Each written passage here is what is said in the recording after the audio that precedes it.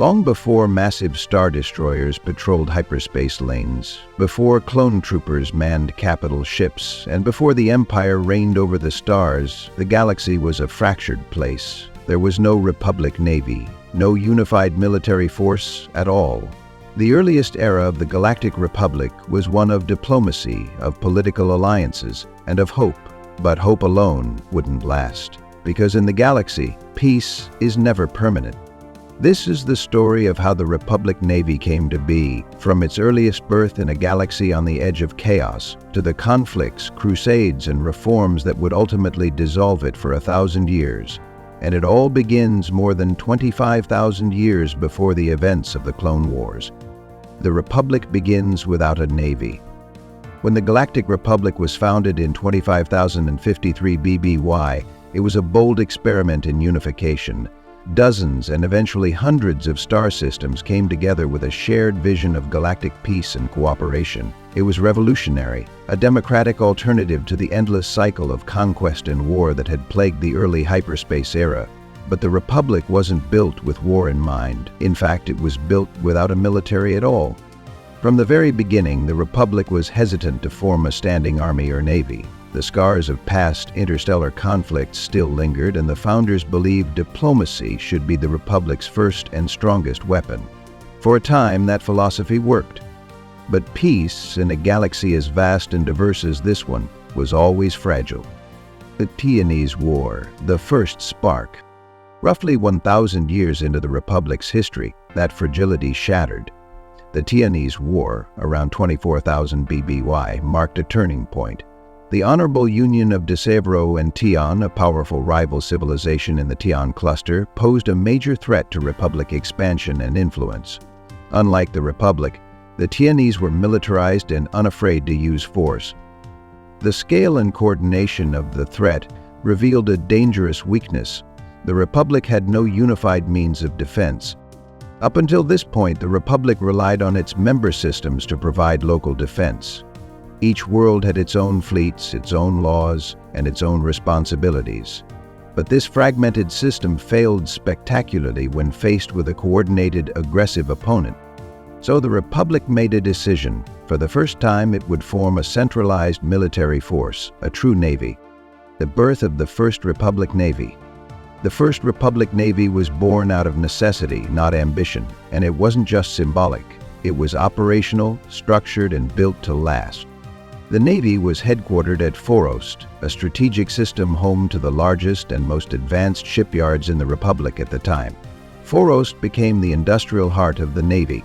It was here that the Republic built its early warships, developed naval logistics, and trained its first wave of officers and crew.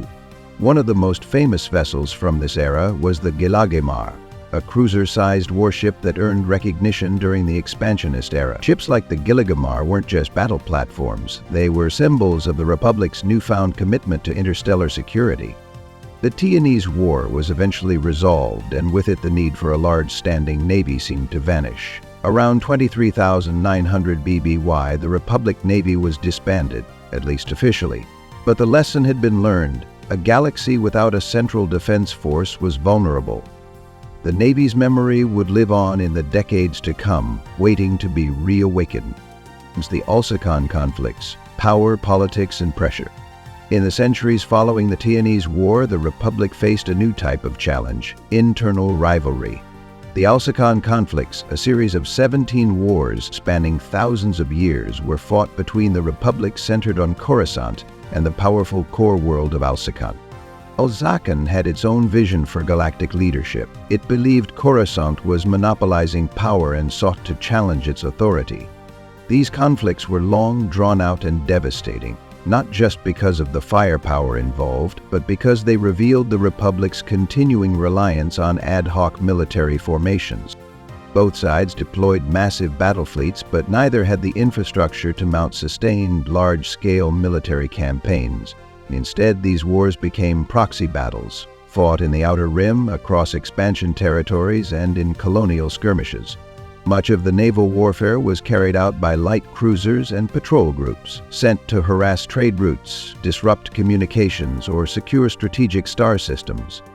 Still, despite the scope of these wars, the Republic Senate refused to re-establish a permanent navy. Memories of the Tionese Wars' aftermath and political fears about militarization kept the central government hesitant. It would take something more dramatic to shake them from that stance. The Duinuogwuin Contention and the Senate's awakening. That something came in the form of a dragon. In 15,500 BBY, the Republic capital itself, Coruscant, was attacked by an alien species known as the Duinuogwuin, massive, sentient, dragon-like creatures capable of interstellar travel. The assault was unexpected, brutal, and psychologically devastating. If Coruscant, the jewel of the Republic, could be assaulted with impunity, what hope did any of its member worlds have? The shock finally pushed the Senate into action. By 15,000 BBY, the Republic Navy was officially reinstated. This time, it wasn't a temporary wartime measure, it was an institutional return. The Navy was given a centralized command, once again headquartered on Coruscant, with permanent infrastructure, professional leadership, and long-term funding. This marked the beginning of a more stable era in the Navy's history. For the first time, it was more than a wartime tool, it was a part of galactic governance. But even as the Republic tried to restore balance, a new force was rising within its own political core, one that would twist the Navy into something far more dangerous.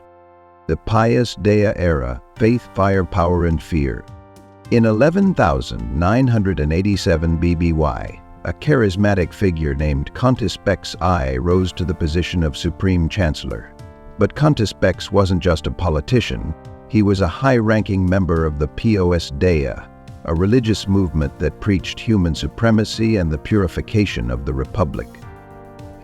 Under his rule and that of his successors, the Republic Navy transformed from a tool of defense into an instrument of crusade.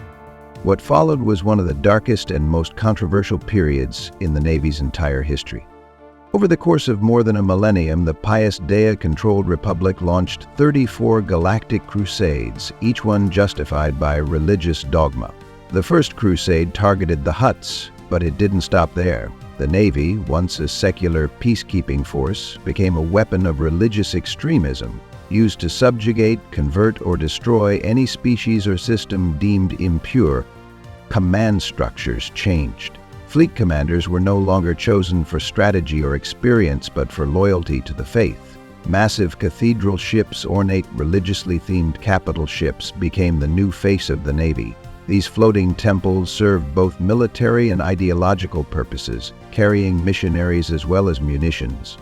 They launched from a network of ordnance/regional depots positioned along the frontier, extending the Navy's reach deep into the outer rim. Entire populations were displaced, enslaved, or exterminated in the name of religious conquest. Worlds that resisted were razed. Those that submitted were placed under strict cultural and military control. The Pius Dea transformed the Republic Navy into something alien to its founding values, a fleet not of peace, but of terror. But beneath the grand cathedrals and the forced conversions, the Navy remained technically Republic property. Its structure, its logistics, its chain of command, all would one day be reclaimed, reformed, and turned toward justice once more. The Pius Dea era was a dark chapter in the Republic's history, one marked by religious crusades, brutal purges, and the transformation of the Republic Navy into an extension of theocratic control. But no regime lasts forever. By the end of the Pius Dea reign, even the Senate, dominated by human loyalists for centuries, could no longer deny the damage. The galaxy was exhausted, divided, and simmering with unrest. But change was coming, and with it, a new role for the Republic Navy, forged once again through fire, collapse of the Pius Dea regime, and Navy reclamation. The fall of the Pius Dea theocracy was slow but inevitable. Opposition had been building for centuries, both from non-human worlds and from Republic citizens who saw the Navy's violent crusades as a betrayal of the Republic's founding ideals. The decisive blow came when Jedi and political reformers united to dismantle the regime from within. As the Pius Dea Order crumbled, so too did its influence over the Navy. The cathedral ships, missionary warlords, and religious command structures were purged. What emerged in their place was a Republic Navy, attempting to rediscover its identity. No longer a fleet of crusaders, but a professional military force once again aligned with the secular values of the Republic. But the galaxy would not wait for the Navy to recover. A new enemy was rising, one that had haunted the Republic before and would do so again. The Sith Return, and so do the Wars. The Sith had existed in the shadows for centuries, sometimes as a scattered cult, sometimes as a rising empire. But by the time the Republic Navy was beginning to restabilize after the Pius Dea Era, the Sith had grown powerful once more, and this time they struck with fury. What followed was more than a conflict. It was an era of war that spanned over 4,000 years, known today as the Sith Wars. These wars fundamentally shaped the structure, technology, and tactics of the Republic Navy. No longer was the fleet a tool for fringe expansion or political crusade. Now it was the front line in a battle for galactic survival. The Mandalorian Wars, new enemies, new innovation.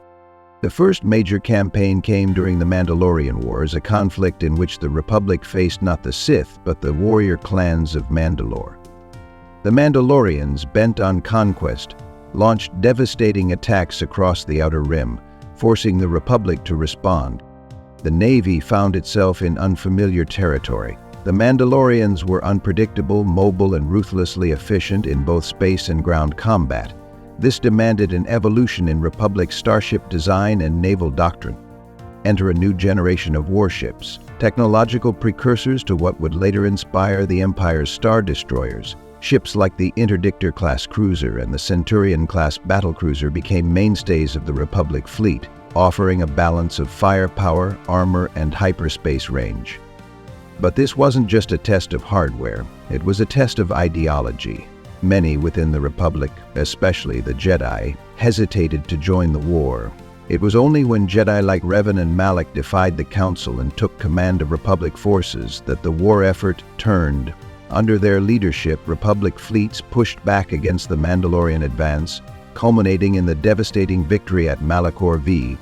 Though the Mandalorians were defeated, the cost was high, and worse still, Revan and Malak did not return as heroes. They returned as conquerors.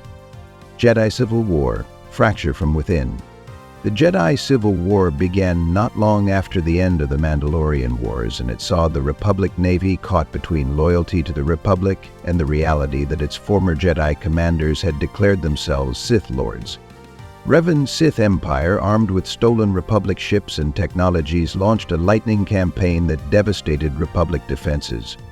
Many naval officers who had once served under Revan during the Mandalorian Wars now found themselves fighting their former commanders in a war of loyalty and survival. The Republic Navy suffered massive losses, but it adapted. Shipyards ramped up production of compact, versatile vessels like the Hammerhead-class cruiser, known for its durability and ease of deployment. These ships became iconic during the conflict and formed the backbone of the Navy's survival strategy. The Jedi Civil War eventually ended with Revan's redemption and Malak's defeat, but peace remained elusive. The Great Galactic War, the Sith Empire returns. In the following century, the Republic faced its greatest challenge yet. The Sith Empire, long thought destroyed, returned with overwhelming force. What became known as the Great Galactic War pitted the Republic Navy against a fully militarized Sith state, complete with its own massive fleets, shipyards, and dark-side-enhanced technology. Early in the war, the Republic suffered catastrophic losses. Entire sectors fell. Systems that had been loyal for millennia were either conquered or turned neutral. The Sith attacked with precision and overwhelming numbers. But the Republic Navy fought back. One of the most decisive battles came at Bothawai, where a fleet of Republic warships intercepted and annihilated a Sith armada preparing to strike the core worlds. This victory became a rallying cry for Republic forces and marked a turning point in public morale. Throughout the war, the Navy grew smarter, faster, and more coordinated. The use of battle formations, carrier group tactics, and long-range reconnaissance became standard practice.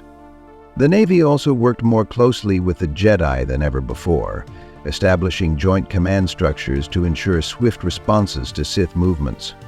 Even so, the war ended not with total victory, but with a tense truce, the Treaty of Coruscant. The Sith retained control of vast regions, and the Republic, though bloodied, remained intact. But the damage was deep.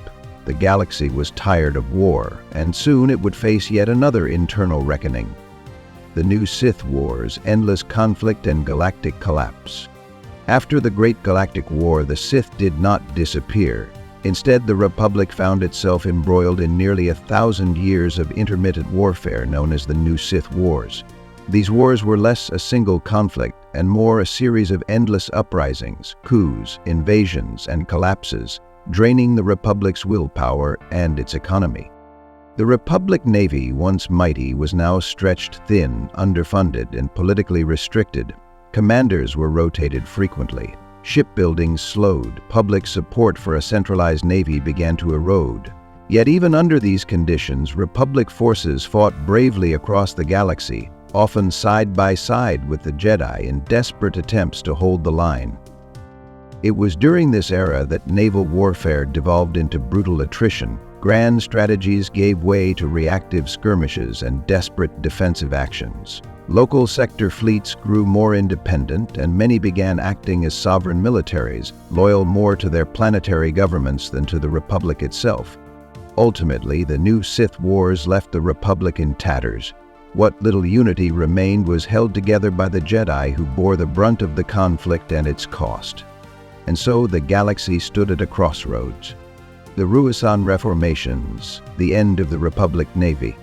In the aftermath of the new Sith Wars, the Republic was broken. The Senate was fractured, the Jedi were decimated, and the public had lost faith in the institutions that had once held the galaxy together. In response, sweeping changes were enacted. Known as the Ruusan Reformations, these political and military restructurings were meant to prevent the rise of another Sith Empire and to avoid another galactic war. One of the most significant outcomes of the Reformations was the complete dissolution of the Republic Navy. Rather than maintain a centralized military, the Republic shifted all defensive responsibility to the Judicial Department. This new agency managed small, decentralized patrol fleets tasked with law enforcement, anti-piracy operations, and limited intervention missions. There would be no standing navy, no fleets, no starfighter corps, no battle cruisers. For the next 1,000 years, the Republic would exist without a military capable of defending its systems from large-scale threats. Instead, it would rely on local planetary defense forces, sector fleets, and the Jedi Order to maintain peace. This decision would have consequences that would echo forward into the Clone Wars, the rise of the Empire, and beyond. Conclusion. The story of the early Republic Navy is one of rise and fall, of idealism, corruption, and resilience. From the first ships built at Foros to the cathedral fleets of the Pius Dea. From Jedi-led war campaigns to bitter defeats at the hands of Sith Lords, the Navy evolved alongside the Republic itself. It was not always noble, it was not always just, but it was essential. And though the Navy would lie dormant for nearly a millennium after the Ruusan Reformations, its memory endured. Its officers and architects, its ship designs and doctrines, its victories and defeats, all laid the groundwork for the military machine that would return with brutal efficiency during the Clone Wars. This was the end of the beginning.